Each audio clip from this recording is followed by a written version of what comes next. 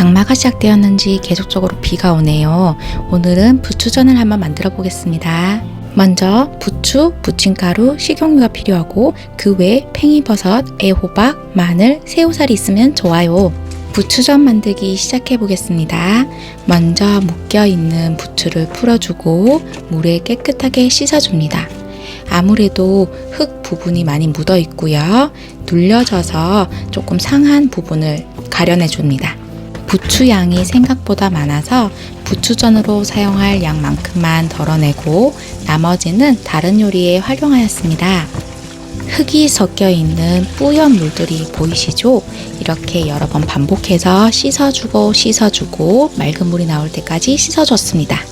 씻어주면서 상태가 좋지 않은 부분들은 끊어내고 버려주었습니다. 다음으로는 애호박과 팽이버섯, 마늘을 손질해 주는데요.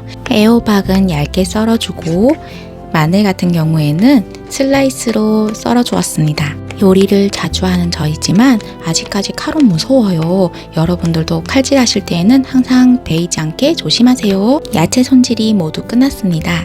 새우살은 물에 살짝 헹궈 주었습니다. 부침가루와 물의 비율을 2대1로 맞춰주시면 되는데요. 저는 재료가 많이 들어가기 때문에 물을 50 정도 더 추가로 넣어주었습니다. 그래서 부침가루는 200씩 2번 총 400을 넣어주었고요. 물은 250을 넣어주었습니다. 넓은 볼에 부침가루 400과 물 250을 넣고 잘 골고루 섞어줍니다. 보통 부추전을 간장에 찍어 먹죠?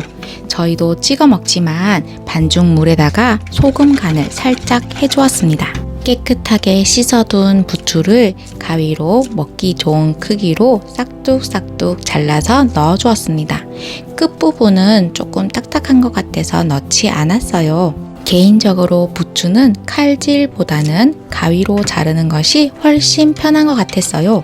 부추에 뒤엉켜 다른 재료들이 골고루 섞이지 않을까봐 부추 조금 잘라 넣고 다른 재료들 넣어주고 또 부추 잘라 넣어주고를 반복하였습니다. 부추 잘라 넣어주고 나머지 재료 넣어주고 부추 잘라 넣어주고 나머지 재료들 넣어주고를 몇 번 반복하여서 반죽물에 재료들이 충분히 넣어졌다고 생각될 때쯤에 새우살을 썰어서 넣어줬어요. 나름 저도 새우살을 자른다고 잘라주었는데 뒤집을 때 새우살 때문에 쏙쏙 빠져나오지 않겠어요? 재료까지 넣은 반죽물이 완성되면 냉장고에 넣어 살짝 숙성시켜 줍니다. 저는 남편 퇴근 시간에 맞춰 1시간 정도 숙성시켜 주었어요. 팬에 식용유를 두르고 열 올려주는 영상이 사라졌어요. 팬에 식용유를 두르고 처음에는 강불로 팬에 열을 올려주었다가 약불로 줄인 뒤에 반죽물을 얇게 두껍지 않게 둘러준 뒤에 먼저 밑면을 바삭하게 익혀줍니다. 밑부분이 어느 정도 익었다고 생각될 때쯤 뒤집어 주어서 똑같이 바삭하게 구워줍니다. 그렇게 몇 번 반복해주면 바삭해진 부추전 완성!